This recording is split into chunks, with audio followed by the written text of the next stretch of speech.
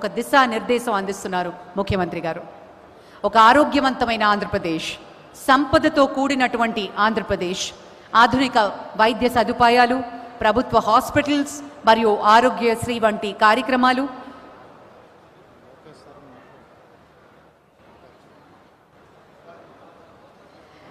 So ఈరోజు మరి సంపన్నమైన, ఆరోగ్యవంతమైన, సంతోషకరమైన ఆంధ్రప్రదేశ్ని ఆవిష్కరించుకోబోతున్నాం. దానికి సంబంధించిన విజన్ డాక్యుమెంట్, అలాగే ఒక గ్రంథం అని చెప్పుకోవాలి. ఎంతో ఆలోచనతోటి ఎంతోమంది ఐడియాస్ని కూడా తీసుకుని జనాల్లోంచి వచ్చిన స్పందనని ఈరోజు మన ముందు ఉంచుతున్నారు.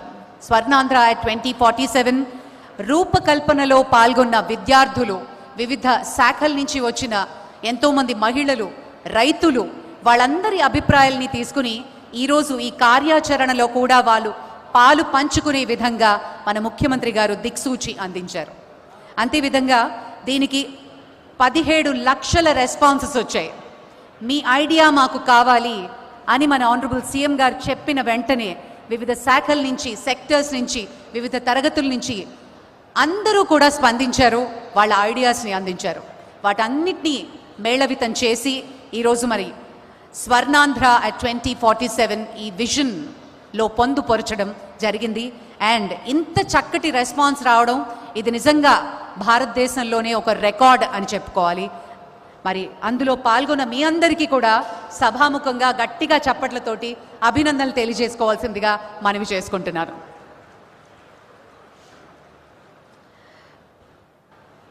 అలాగే ఎంతో ముఖ్యమైన విషయం, ఈరోజు జీవితంలో మనకి సూత్రాలు ఖచ్చితంగా ఉండాలి అని నమ్ముతారు మన ముఖ్యమంత్రి గారు. ప్రతి క్షణం మనల్ని ఇన్స్పైర్ చేస్తూనే ఉంటారు. అలా మనం ఒక ప్లానింగ్ తోటి, ఒక ప్రణాళికతోటి, కొన్ని సూత్రాలతో ముందుకు వెళ్తే అది ఏ విధంగా ఉంటుంది అని నమ్మి దాని కార్యాచరణలో రూపొందించి 10 అద్భుతమైన సూత్రాల్ని ఈరోజు మన ముందు ప్రవేశపెట్టబోతున్నారు. ఆయన విజన్ ఎంత డెప్త్లో ఉంది, ఈ సూత్రాలకి ఎంత వాల్యూ ఉంది అని మనం ఈ కటౌట్స్లో, బ్యాక్డ్రాప్లో అన్ని చోట్ల చూస్తూ ఉన్నాం.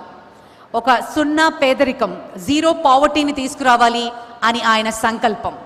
పేదరికాన్ని పూర్తిగా నిర్మూలించడం ద్వారా సమాజాన్ని ముందుకు తీసుకువెళ్ళొచ్చు అనే దృఢ సంకల్పం. అలాగే ఎంప్లాయ్మెంట్, ఉద్యోగ అవకాశాలు, అందరిలో సత్తా ఉంది, కానీ ఇప్పటి వరకు రానటువంటి ఆ అవకాశాలని కల్పించడం కోసం ప్రతి పౌరుడికి ఉపాధి అవకాశాలు కల్పించాలి అనే ఆయన విజన్. అలాగే మానవ వనరుల అభివృద్ధి, skilling and human resource development, ప్రజల స్కిల్స్ని డెవలప్ చేయాలి, వారికి మరిన్ని అవకాశాలు కల్పించాలి, అందరినీ ప్రపంచ స్థాయి నిపుణులుగా తీర్చిదిద్దాలి అనేది ఆయన సంకల్పం. అలాగే నీరు, మనం ఉండాలి అంటే మనకు ఖచ్చితంగా ఉండాల్సింది భూమితో పాటు పచ్చని పంటలు మరియు తాగునీరు. అలా నీటిని భద్రపరచుకోవడం ప్రతి ఒక్కళ్ళకి అవసరం. ప్రతి బొట్టుని ఆదా చేయడంతో పాటు వాటర్ సెక్యూరిటీ మీద ఆయన ఫోకస్ పెడుతున్నారు. భవిష్యత్తు అవసరాలని దృష్టిలో ఉంచుకుని నీటి నిల్వలు, దాని వినియోగాన్ని సమర్థవంతంగా నిర్వర్తించాలి అనే ఆయన ఆశయం. అలాగే 10 సూత్రాల్ని ఈరోజు ఈ వేదిక మీద లాంఛనంగా ప్రవేశపెట్టబోతున్నారు మన ముఖ్యమంత్రి. ఈరోజు ఈ 10 సూత్రాలకి సంబంధించినటువంటి అద్భుతమైన ఎగ్జిబిషన్ని ఈ వేదిక వెనక ఏర్పాటు చేయడం జరిగింది. దాన్ని వీక్షిస్తారు ముఖ్యమంత్రి.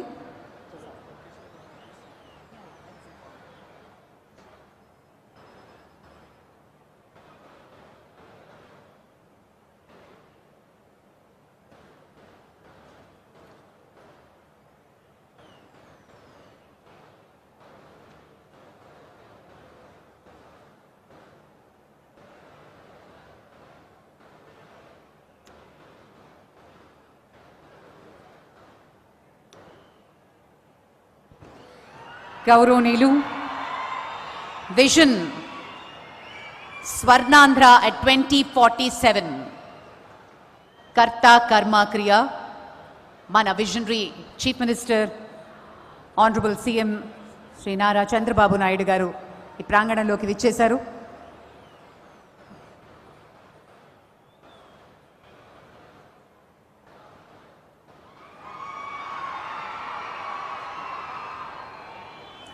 Honorable Deputy Chief Minister,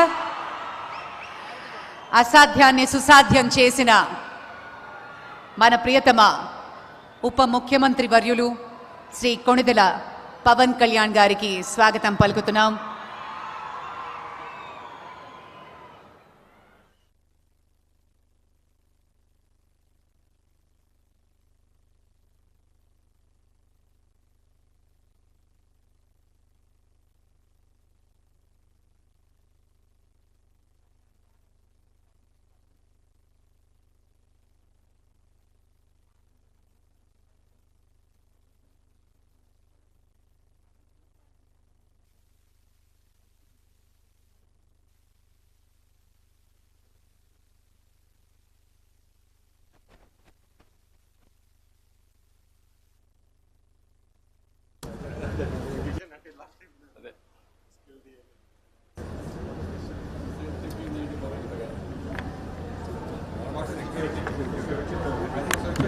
సురక్షిత కూడా కాదు, వాటర్ సెక్యూరిటీ అన్నిటికీ.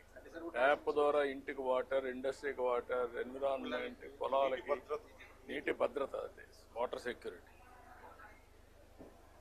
ఇంకా చాలా అన్ని అవసరాలకి నీటి భద్రత. యా సమగ్ర నీటి భద్రత. వాటర్ సెక్యూరిటీ అంటే ఐ థింక్ ట్రాన్స్లేషన్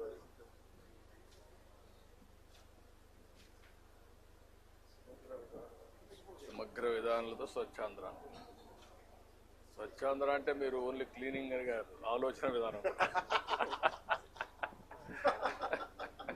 లేకపోతే అందరూ అనుకుంటారంటే శుభ్రంగా ఉంటే చాలా అనుకుంటున్నారు. బుద్ధి కూడా బాగుంది.